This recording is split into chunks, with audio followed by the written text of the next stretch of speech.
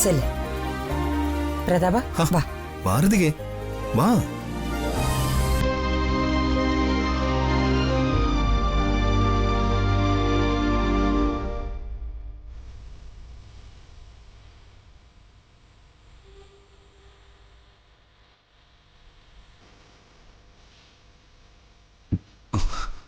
അമ്മാവാ.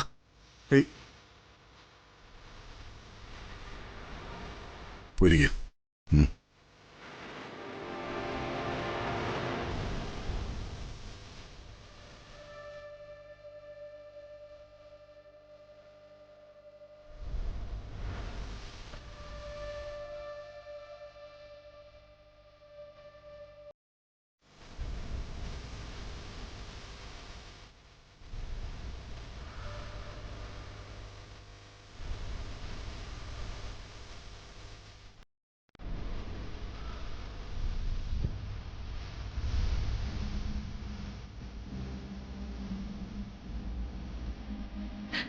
പ്രതാപ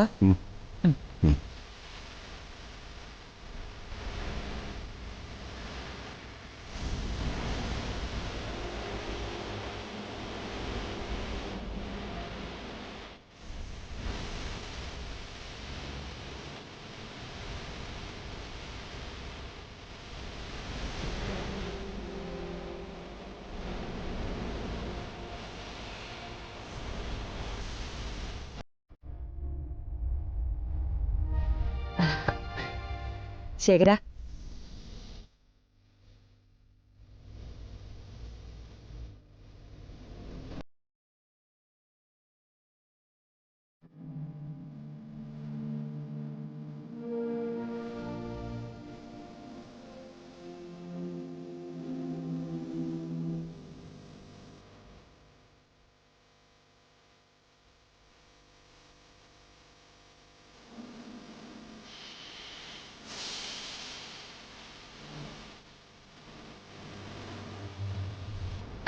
യാമിനി,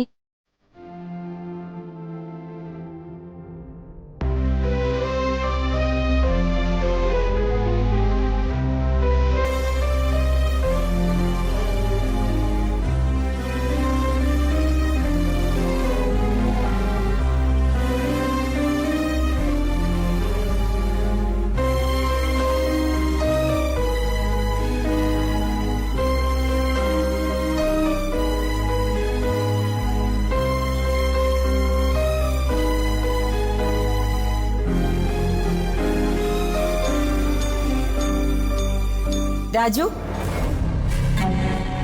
വാ. വന്നവർക്ക് മഞ്ഞൾ ചേർത്ത്.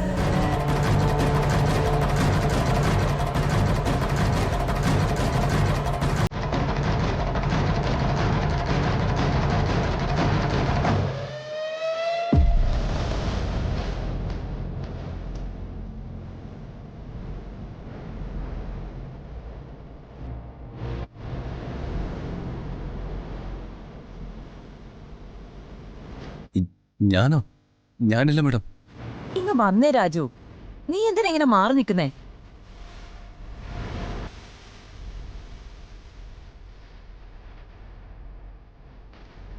ശരി മേഡം.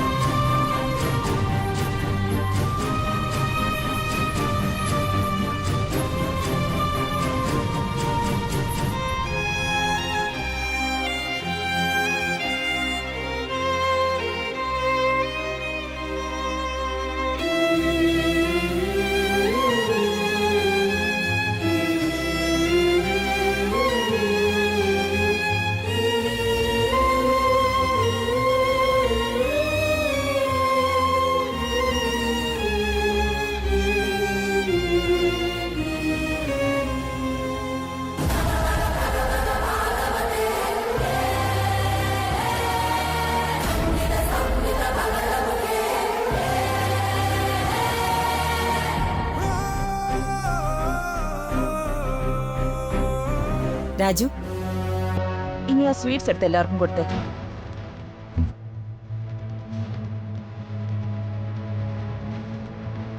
ശരി മേഡം. ആ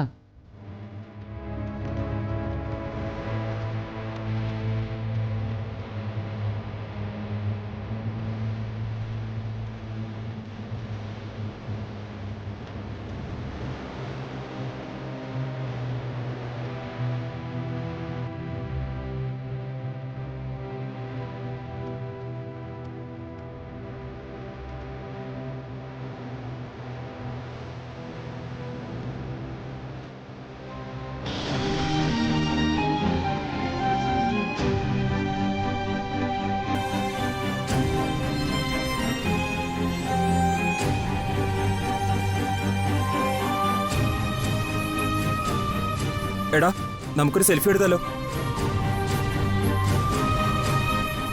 വാടാ. എഴുന്നേക്ക് മോളെ, വാ.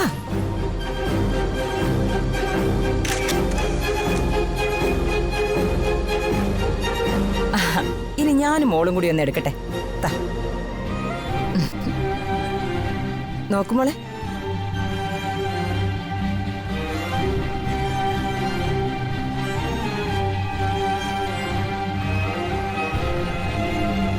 ഋതുമോളെ, നിനക്കറിയാലോ, അംബികയുടെ കൂടെ ഫോട്ടോയ്ക്ക് പോസ് ചെയ്യുമ്പോൾ ഫോട്ടോയിൽ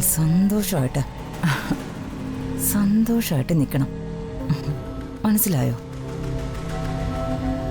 ഉള്ളിലുള്ളതല്ലേ അമ്മായി മുഖത്ത് വരൂ.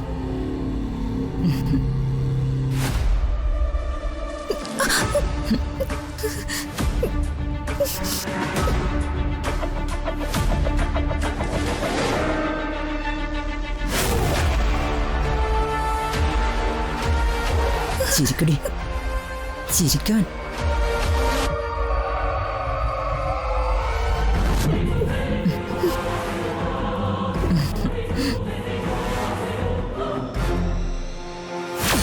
രാജു,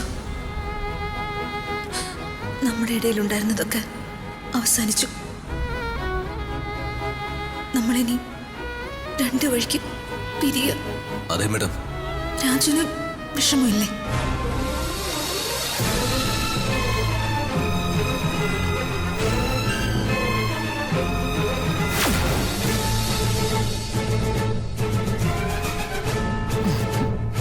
മനസ്സിലില്ലാത്തതും മുഖത്ത് കൊണ്ടുവരാൻ ഈ അംബികയ്ക്ക് അറിയാന്ന് അമ്മായിയുടെ പൊന്നു മൂക്ക് മനസ്സിലായില്ലേ? ആ യാമിനി, ദേ നീ ഋതുമോളെ ഡൈനിങ് ടേബിളിലേക്ക് കൊണ്ടിരുത്ത. ചെക്കനും പെണ്ണും ചെക്കന്റെ ഫ്രണ്ട്സും ഒരുമിച്ചിരുന്ന് ആഹാരം കഴിക്കട്ടെ. ആ ദാ ചെല്ലു മോളെ.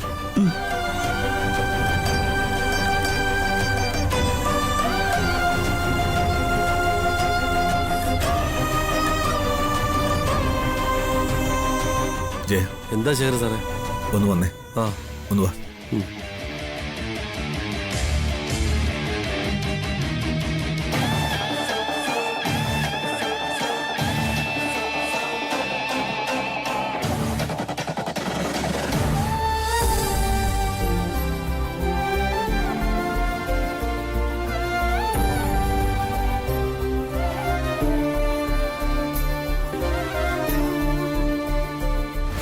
നിങ്ങളിനി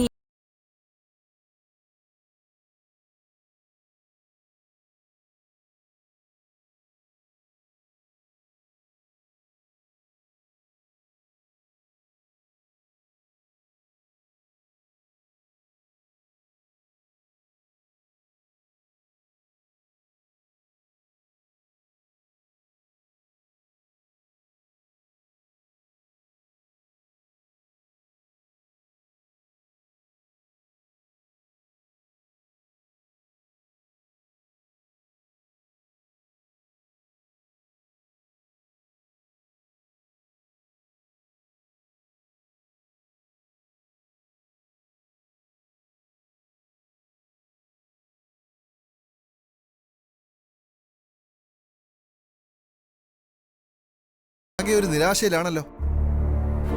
അങ്ങനെയൊന്നുമില്ല. പിന്നെന്തിനാ ഇവിടെ വന്നിരിക്കുന്നേ? തന്നെ ഏൽപ്പിച്ച പണികളെല്ലാം കഴിഞ്ഞോ?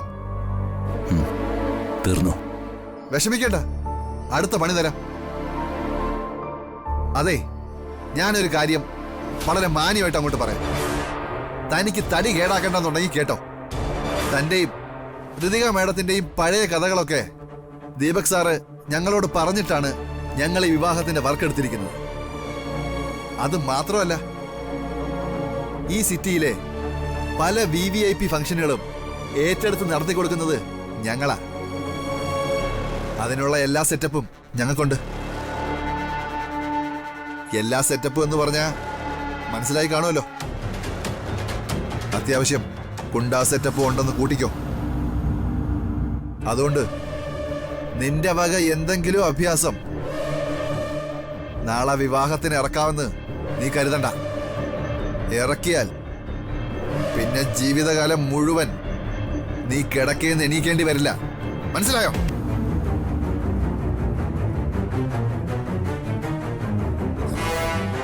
മനസ്സിലായി. മനസ്സിലായെങ്കിൽ നിനക്ക് കൊള്ളാം. വെറുതെ പിള്ളേർക്ക് പണിയുണ്ടാക്കി വെക്കരുത്. എങ്കിലേ ഹാളിലേക്ക് ചെന്ന് ഹൽദി നടക്കുന്ന ഇടമെല്ലാം നല്ല വൃത്തിയാക്കി വെടുപ്പാക്കി ഇടണം. ശരി സാർ. ഞാൻ വന്ന് നോക്കും. നല്ല നീറ്റ് ആൻഡ് ക്ലീൻ ആയിരിക്കണം. അളിയാ, എന്താ അളിയാ, എന്താ പറയുന്നത്? ഏയ് ഒന്നുമില്ലളിയ. താനാരാ? ആ, താൻ ഇവന്റ് മാനേജ്മെന്റ് നടത്തുന്ന ആളല്ലേ, തന്റെ ജോലിക്കാരല്ലേ. ഫംഗ്ഷൻ നടന്നിടവും നടക്കാൻ പോകുന്നിടമൊക്കെ വൃത്തിയാക്കേണ്ടത് താൻ എന്തിനാ ആ ജോലിയൊക്കെ രാജുവിനെ ഏൽപ്പിക്കുന്നത്? അളിയ, അതൊക്കെ ഉത്തരവാദിത്തപ്പെട്ടവര് രാജുവിനെ പറഞ്ഞേൽപ്പിച്ച പണിയാ. രാജു അത് ചെയ്യുന്നെന്ന് വെച്ചിട്ട് തനിക്ക് വല്ല വിഷമം ഉണ്ടെങ്കിൽ താൻ ചെന്നങ്ങ് സഹായിക്ക്. എന്റെ അളിയൻ രാജു മിനിസ്റ്റർ വർമ്മ സാറിന്റെ PA, അല്ലാതെ ഇവിടുത്തെ വീട്ടു ജോലിക്കാരനോ പുറംപിടിക്കാരനോ അല്ല. അളിയ, അളിയൻ ബഹളം ഉണ്ടാക്കാതെ. മിണ്ടാതിരി അളിയ. ഇവനെന്താ തീരെ മര്യാദയില്ല സംസാരിക്കുന്നത്? എന്താടാ, ഭീഷണിയാണോ? ആണെങ്കിൽ എന്ത് ചെയ്യണ നീ? അളിയ, നിനക്ക് ഞങ്ങളെ ശരിക്കും അറിയില്ല. ഇവിടെ ഇപ്പൊ എന്റെ കൺട്രോളിലാ. ആ, ഇവിടെ കിടന്ന് വലിയ ഷോ ഇറക്കിയ നിന്നെ വലിച്ചു വാരി പുറത്തേക്കെറിയും. പിന്നെ ഡാ, അളിയ, പണ്ട് ജുവലറി നടത്തിക്കൊണ്ടിരുന്ന കല്ലുകാട്ടിൽ പീതാംബരനല്ലേ നിന്റെ മോലാളി? അളിയ, നീ ഒന്ന് അയാളുടെ ഫോൺ വിളിച്ച് ചോദിക്ക്, പുത്തൻ മാർക്കറ്റിലെ പിള്ളേരറിയാമോ? അളിയ, ഒന്നുമാരല്ലേ, ഇവിടെ കല്യാണം നടത്താൻ വന്നതാണെങ്കിൽ കല്യാണം നടത്തിയിട്ട് വയ്ക്കണം. വെറുതെ ആരെങ്കിലും പറയുന്ന കേട്ട് എന്റെ അളിയന്റെ മെക്കിട്ട് കയറിയുണ്ടല്ലോ, ഞാനൊന്ന് മൂളിയാ മാർക്കറ്റിലെ പിള്ളേര് നേരെ നിന്റെ ഓഫീസിലോട്ട് ചെന്ന് കയറും. അളിയ മതി.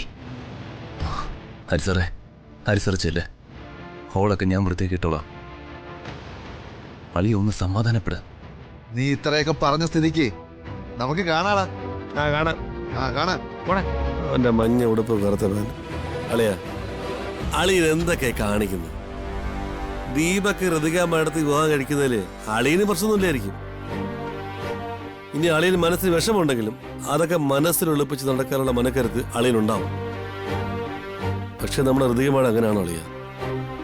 പാവമല്ല അളിയ, ചങ്ക് പൊട്ടിയ ആ പാവം ദീപക്കിന്റെ കൂടെ അവിടെ ഇരിക്കുന്നത്. അളിയനിങ്ങനെ ഇവന്മാര് പറയുന്നതും കേട്ട് ഈ വീട്ടിലെ വേസ്റ്റും പറയ്ക്കും ഇവനെ കൂടെ നിന്നാലേ ഋതിക മേഡത്തിന് എന്തുമാത്രം വിഷമം ഉണ്ടാവുമെന്ന് അളിയനറിയാമോ? ഞാൻ എന്റെ ജോലി ചെയ്യുന്നതിന് ഋതിക മേഡം എന്തിനാളിയാ വിഷമിക്കുന്ന? ഋതിക മേഡം ഈ കുടുംബത്തിന്റെ അവകാശി, ഞാൻ ഇവിടുത്തെ ജോലിക്കാരൻ. ഈ വീട്ടിലെ കുട്ടിയുടെ വിവാഹത്തിന് ഒരു വീട്ടു ജോലിക്കാരൻ അവന്റെ ജോലി ചെയ്യുന്നു. എനിക്കത്ര തോന്നുള്ളൂ. അളിയൻ എങ്ങനെ തോന്നും? പക്ഷേ കണ്ടു നിൽക്കുന്ന ഞങ്ങൾക്ക് നല്ല ബുദ്ധിമുട്ടുണ്ട്. ശരിയല്ല, നമ്മൾ താഴേക്കട ജനിച്ചവരാ. അവിടെ വളർന്ന് ഇപ്പോഴും ആ ലെവലിൽ നിന്ന് ഉയർന്നു വരാതെ താഴേക്കടയിൽ തന്നെ ജീവിക്കുന്നവരാ. പക്ഷേ അങ്ങനെ ഒരു പക്ഷഭേദമില്ലാതെ അളിയനെ സ്നേഹിച്ച് അളിയനെ വിശ്വസിച്ച് അളിയന്റെ കൂടെ ഇറങ്ങി വന്നവളാ അളിയൻ ഈ പറഞ്ഞ കുടുംബത്തിന്റെ അവകാശം. അവർക്ക് സ്നേഹിക്കാൻ മാത്രം അറിയാവുന്ന നിഷ്കളങ്കമായൊരു മനസ്സുണ്ട്. ആ മനസ്സ് ദയവ് ചെയ്ത് അളിയൻ വിഷമിപ്പിക്കരുത്. എനിക്കാരെയും വിഷമിപ്പിക്കണമെന്നില്ലല്ലേ. ഈ വിവാഹത്തിലെ എല്ലാ കാര്യങ്ങളും നോക്കി നടത്തി ചെയ്യണമെന്ന് വർമ്മ സാറ് എന്നോട് പറഞ്ഞൊരു വാക്കാ. അത് ഞാൻ അനുസരിക്കുന്നു, അത്രേ ഉള്ളൂ. അളിയ ദയവ് ചെയ്ത് അളിയിലൊന്നും മതിയാക്ക. ആ തലതിരിഞ്ഞവനെ മാഡത്തിന്റെ കരയിൽ കെട്ടിവെക്കാൻ നോക്കുന്നവരുടെ കൂട്ടത്തില് അളിയെ ചേരല്ലേ? അളിയന് ശാപം കിട്ടും. മതി ഇവിടുത്തെ ജോലിയൊക്കെ. അളിയമ്മ നമുക്ക് പോ. അവർ കല്യാണം നടത്തേ, ആ പാവത്തിന് കൊലയ്ക്ക് കൊടുക്കേ, എന്താന്ന് വെച്ചാൽ ചെയ്യട്ടെ. അളിയും പൊയ്ക്കോ, ഞാനിവിടെ ഹാളിലെ ജോലിയൊക്കെ ഒന്ന് തീർത്തിട്ട് വന്നേക്കാം. അളിയ നന്നാവൂല അളിയ, എത്ര പറഞ്ഞാലും അളിയ നന്നാവൂല. ആ അളിയ, പിന്നെ അളിയനൊരു കാര്യം ഓർത്തു. ദീപക്കിന്റെ ഭാര്യയായി ഋതിക മേഡം ഒരു ദിവസം പോലും ജീവിക്കുമെന്ന് എനിക്ക് തോന്നുന്നു. ഋതിക മേഡത്തിന് എന്തെങ്കിലും സംഭവിച്ച, മേഡം എന്തെങ്കിലും കടുകൈ ചെയ്ത, അതിന് കാരണക്കാരൻ അളിയൻ മാത്രമായിരിക്കും. ആ പെൺകുട്ടിയുടെ ശാപം വീഴാൻ പോകുന്നത് നമ്മുടെ കുടുംബത്തിനായിരിക്കും.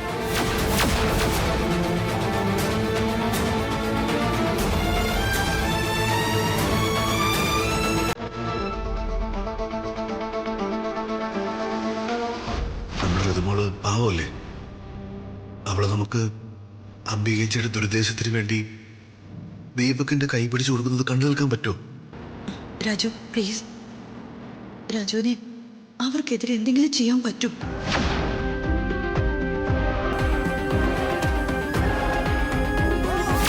മനസ്സിലൊരാളെ പ്രണയിക്കുന്ന പെൺകുട്ടി മറ്റൊരാളെ വിവാഹം കഴിക്കുന്നതും അവൾ നരകത്തിലേക്ക് എടുത്തു ചാടുന്നതും ഒരുപോലെയാ രാജു.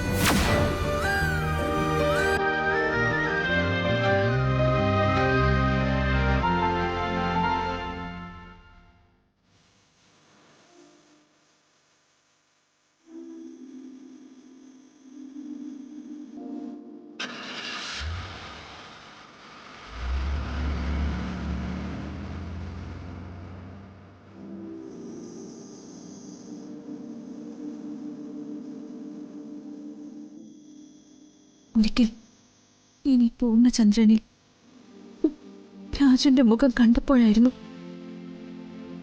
രാജുവിനോട് എനിക്ക് സ്നേഹമുണ്ടെന്നും പിന്നീട് ആ സ്നേഹം പ്രണയമായിരുന്നു എന്നും ഞാൻ തിരിച്ചറിഞ്ഞത്. പക്ഷെ രാജുവിന്റെ മനസ്സിൽ എന്നോട് എന്ത് വികാരമുള്ളതെന്ന് അറിയുന്നതിന് മുൻപ് തന്നെ രാജുവിനെ ഞാൻ അറിയാതെ പ്രണയിച്ചു പോയി.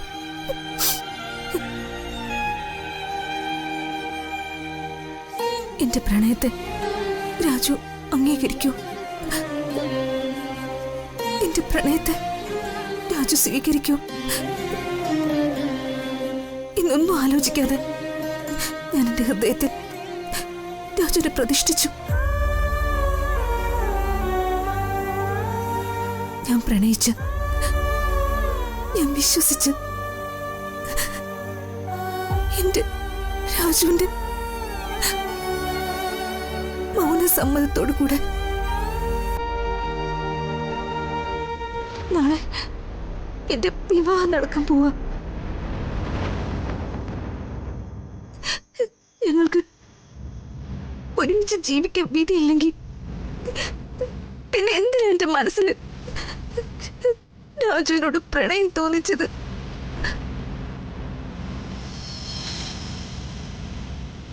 എന്തിന് അന്ന് പൂർണ്ണചന്ദ്രന് രാജുവിന്റെ മുഖം തെളിയിച്ച് എന്റെ മനസ്സിൽ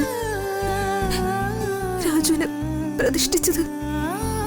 ഞാൻ അവസാനമായിട്ട് ഒന്ന് ചോദിച്ചോട്ടെ,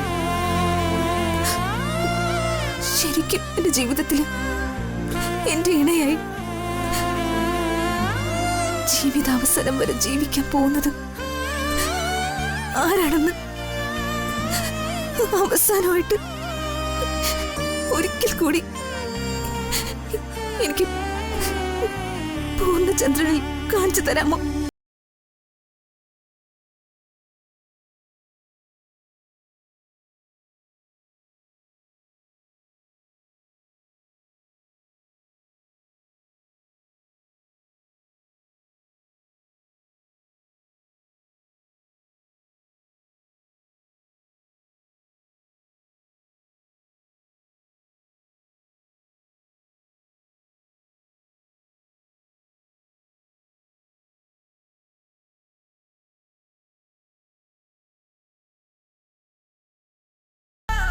ഒരിക്കൽ കൂടി ഒന്ന് എന്റെ രാജുവിനെ കാണിക്കൂ.